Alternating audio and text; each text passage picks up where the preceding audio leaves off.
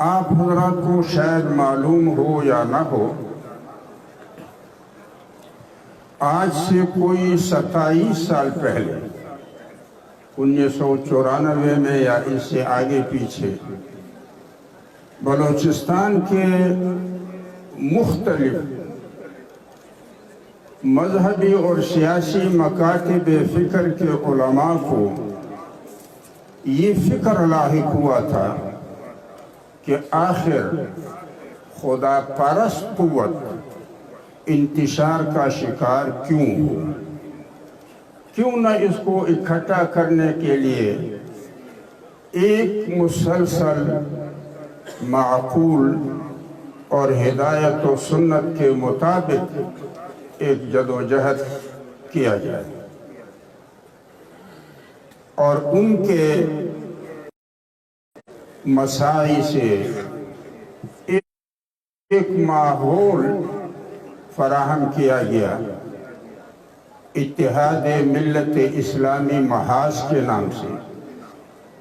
اتحاد سے الف لیا گیا، ملت سے میم، اسلامی سے الف، محاذ سے میم، مخفف امام اس کا عنوان متعین کیا گیا۔ اس تفاعل سے کہ امامت کا عقیدہ امت کا متفقہ اور مسلم مسئلہ ہے کہ واجب ہے، لیکن کافی عرصے سے اس مسئلے کی اہمیت ہمارے ذہنوں سے ظہور کر چکا ہے۔ پھر اس کے بعد متحدہ مجلس عمل 2002 میں علماء نے اس رابطے کے لیے کافی سمجھا، لیکن رفتہ رفتہ وہ شرعی اہمیت کے بجائے سیاسی دفع الوقتی کے لیے کبھی اکٹھے اور کبھی منتشر ہوتے تھے۔ کوئی 2 سال سے یا اس سے کم یا زیادہ عرصے سے ہمارے خیبر پختونخوا کے علماء جو دنیا کے نشیب و فراز پر ان کا نظر ہے، حالات سے واقف ہیں، انہوں نے اس مسئلے کی اہمیت کو بھانپا اور اسی وقت سے ایک مشترکہ جدوجہد مختلف مکاتب فکر کے ساتھ روابط استوار کرنے کا جدوجہد شروع کیا۔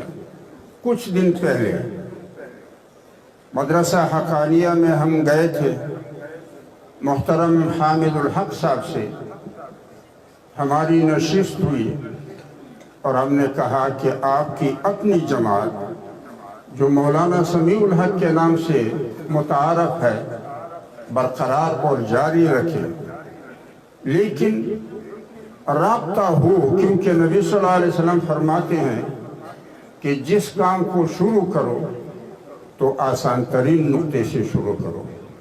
ہمارے درمیان آپس میں اس طرح کا رابطہ ہونا چاہیے کہ ایک دوسرے کے پروگراموں میں شریک ہوں۔ ضروری نہیں ہے کہ پروگرام والے بلائے ہوئے مہمانوں کو بولنے کا موقع دیں، یہ ضروری نہیں ہے، اور نہ اس توقع سے کوئی جائے، بلکہ نفس شرکت جو ہے تاکہ دنیا کو نظر آئے کہ ہم آپس میں مربوط ہیں۔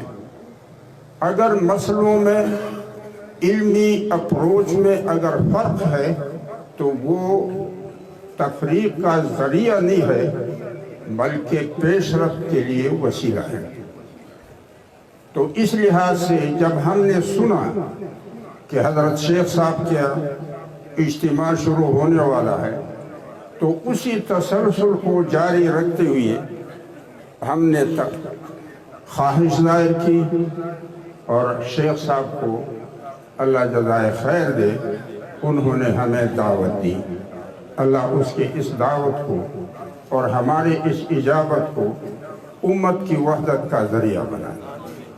آپ حضرات کو معلوم ہے کہ توحید انسان اور انسانیت کا اصل ہے، خالق اور خلق کا اصل ہے۔ اللہ جل جلالہ فرماتے ہیں کان الناس امتا واحدتا، سورہ بقرہ کی آیت 213 ہے، جس میں اللہ جل جلالہ فرماتے ہیں کہ انسان اور انسانیت ایک امت ہے، یعنی انسان خلق کے لحاظ سے ایک ہے اور انسانیت یعنی خلق کے لحاظ سے بھی اس میں وحدت ہے۔ توحید انسانی تخلیق اور انسانی خلقت کا اصل ہے۔ آپ سب جانتے ہیں کہ تمام انسانوں کی جسمانی تخلیق کا ابتدائی اور اصلی مادہ مٹی ہے۔ قرآن کریم میں بھی کبھی فرمایا جاتا ہے من تراب، مٹی سے میں نے تمہیں پیدا کیا، اور جب پانی ملا کر گارا بن جاتا ہے تو پھر اس کو تین کہتے ہیں، وہ من تین۔ لہذا انسانی تخلیق کا ابتدائی مادہ ایک ہے اور وہ مٹی ہے۔ انسانوں کے رنگوں میں اگر تفریق ہے تو وہ مادے کے رنگتوں کے حوالے سے ہے، انسان کے اپنے اختیار اور کردار کا اس میں کوئی دخل نہیں۔ اس لیے حجۃ الوداع کے خطبے میں نبی صلی اللہ علیہ وسلم فرماتے ہیں کہ رنگوں کی بنیاد پہ کوئی فضیلت نہ معقول ہے اور نہ مفید ہے۔ ان کا آپ کو معلوم ہے کہ ایک مفہوم اصل ہے، تو انسانی جسم کا اصل مٹی ہے، اور اسی طرح دوسرے درجے پر انسانی فصل کاشت ہوتی ہے۔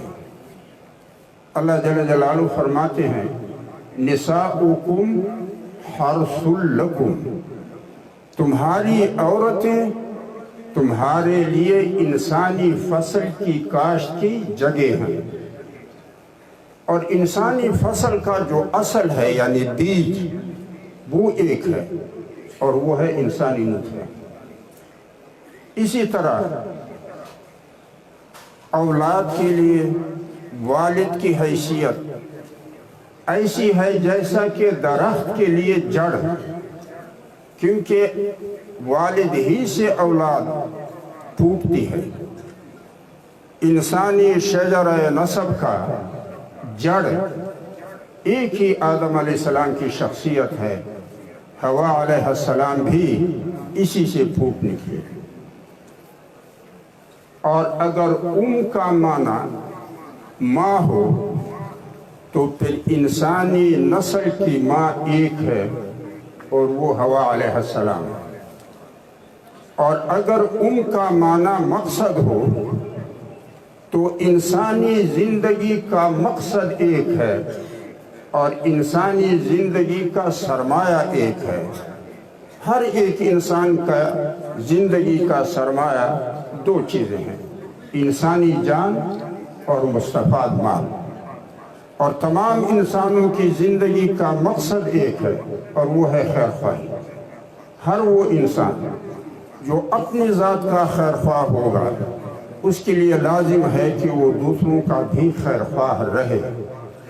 ممکن نہیں ہے کہ آپ دوسروں کو گالیاں دے اور وہ تمہیں دعائیں دے، آپ دوسروں کو پتھر مارے وہ آپ پہ پھول برسائے۔ لہذا مقصد حیات اور سرمایہ حیات کے حوالے سے بھی انسان ایک ہے، اور اگر کا معنی قامت ہو جائے تو انسانی قامت میں جو بنیادی اور اصلی چیز ہے وہ ریڑھ کی ہڈی ہے۔ اگر ریڑھ کی ہڈی قوی اور محفوظ ہو بیماری اور کمزوری سے تو انسان کے جسد میں استقامت رہتا ہے، اور انسان تن کے لحاظ سے قوی رہتا ہے۔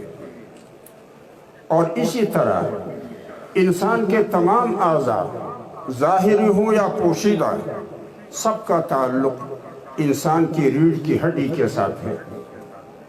لہذا توحید انسانی جسد میں ریڑھ کی ہڈی کی مثال ہے۔ جتنا بھی انسانیت میں توحید مضبوط اور مستحکم ہوگا اتنا ہی انسان میں استقامت رہے گا۔ اور استقامت کا معنی یہ ہے کہ ہر ایک اپنے اپنے کام میں مصروف رہے گا اور دوسروں کے لیے رکاوٹ نہیں بنے گا، اور نہ ہی قوت اور دولت کے ذریعے سے کسی کے فکر و کردار کو بدلنے کی کوشش کرے گا۔ دعوت اور دلیل سے اور اپنی مرضی سے اگر کوئی بدلے سو بدلے۔ اسی طرح انبیاء علیہ السلام کی نبوت اور دعوت کا تعلق انسانی معاشرے میں توحید کے ساتھ ایسا ہے جیسا کہ انسان کے جسد کے اعضاء کا۔ اور اگر ان کا معنی نعمت ہو تو اس کا معنی یہ ہے کہ توحید انسان کے لیے نعمت ہے، اس کی صلاحیتیں تخریب پر صرف نہیں ہوں گی بلکہ تعمیر پہ صرف ہوں گی۔ لہذا توحید جہاں انسان کی تخلیق کا، انسانی اخلاق کا اصل ہے، اسی طرح توحید خالق اور مخلوق کا بھی اصل ہے۔ آپ سب جانتے ہیں کہ انسان جب نابالغ بچہ ہو یا بالغ دیوانہ ہو، تمام انسانوں کے نظر میں وہ مرفوع القلم ہے، لیکن جب عاقل بالغ ہو جائے اور وہ اپنے شخصیت کی تشکیل اپنے اختیار و کردار سے کرے تو پھر انسان دو صنفوں کا جوڑا بن جاتا ہے۔ ایک انسان وہ ہے جو اپنی شخصیت میں توحید کے اصل کو ہر قسم کی تفریق سے محفوظ رکھتا ہے، جو کچھ زبان پر ہے وہی دل میں ہوتا ہے، جو کہتا ہے وہی کچھ کرتا ہے، جو سامنے ہے وہی پیٹھ پیچھے ہوتا ہے، جو آج کا ہے وہ آنے والے کل میں ہوتا ہے۔ یعنی اس کی شخصیت میں ہر مرحلے کی شخصیت دوسرے مرحلے کی شخصیت کی تصدیق کرے، توثیق کرے، تائید کرے اور اس کے ساتھ توحید ہو۔ قرآن سنت کے اصطلاح میں اس کو متقین کہتے ہیں، یعنی وہ لوگ جنہوں نے اپنی شخصیت میں توحید کو ہر قسم کے تفریق سے محفوظ رکھا ہے۔ یہ لوگ جھوٹ نہیں بولتے، یہ لوگ وعدہ خلافی نہیں کرتے، یہ لوگ دھوکہ اور خیانت نہیں کرتے، اس لیے کہ شخصی یکسوئی میں اور تقوی میں ان قباحتوں کی نہ گنجائش ہے اور نہ ہی اس کی ضرورت اور حاجت پڑتی ہے۔ اس لیے اللہ جل جلالہ فرماتے ہیں ھدی للمتقین، یعنی میرے ہدایات کا جو مجموعہ کتاب ہے یہ رہنما ہے ان لوگوں کے لیے جو یکسو ہوں، دوغلے نہ ہوں۔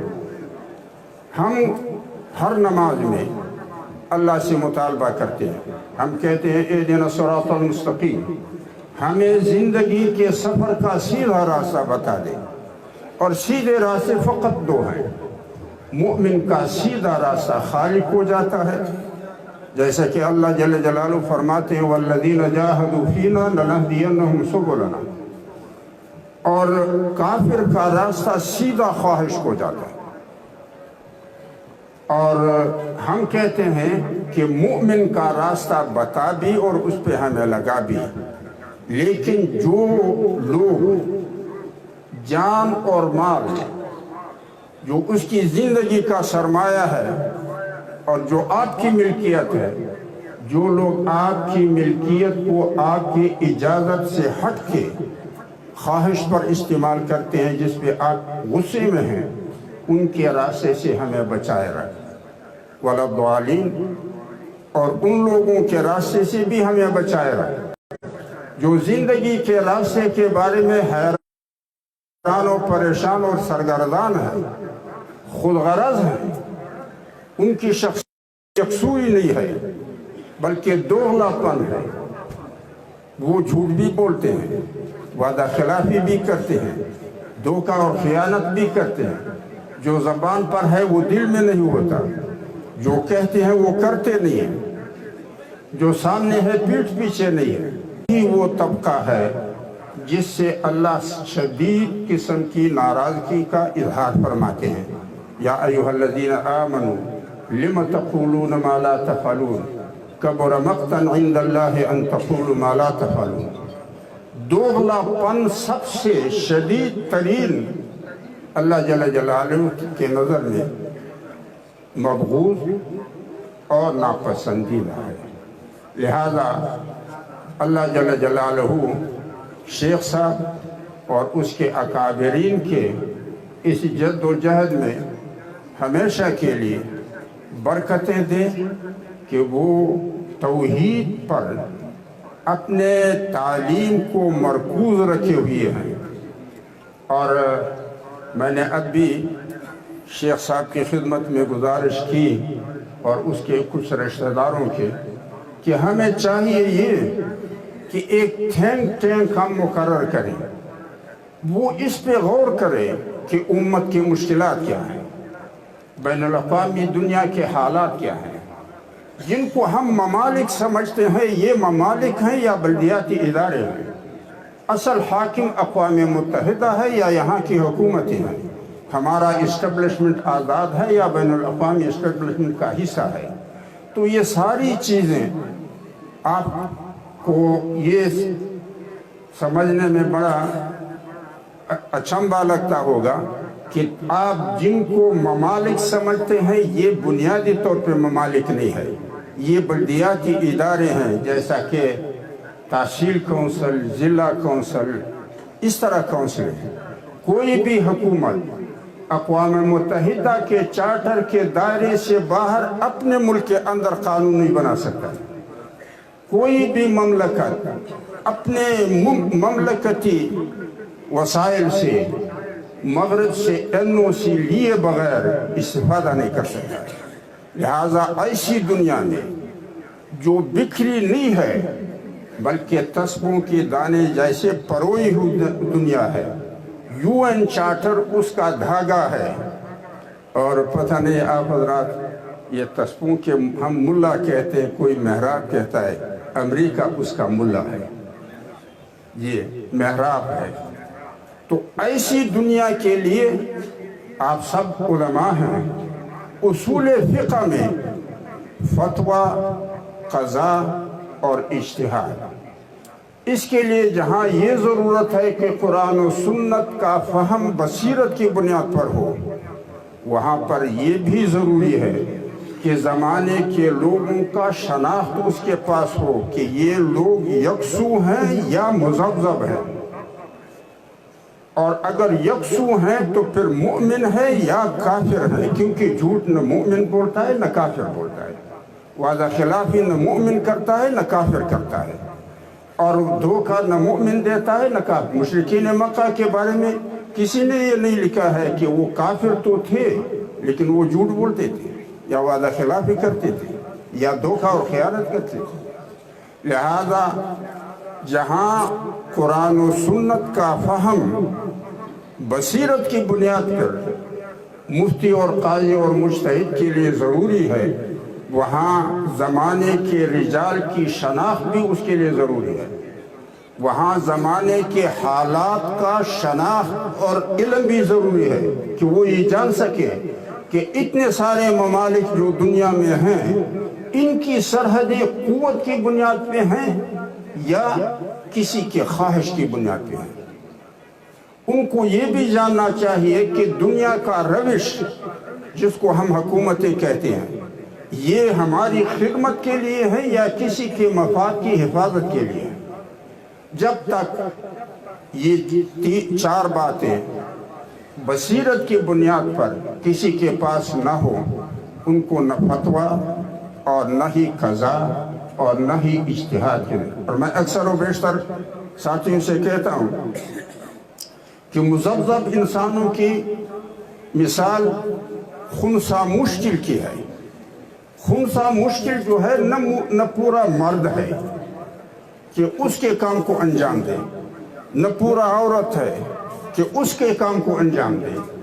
یہ ایک الگ سی جنس ہے.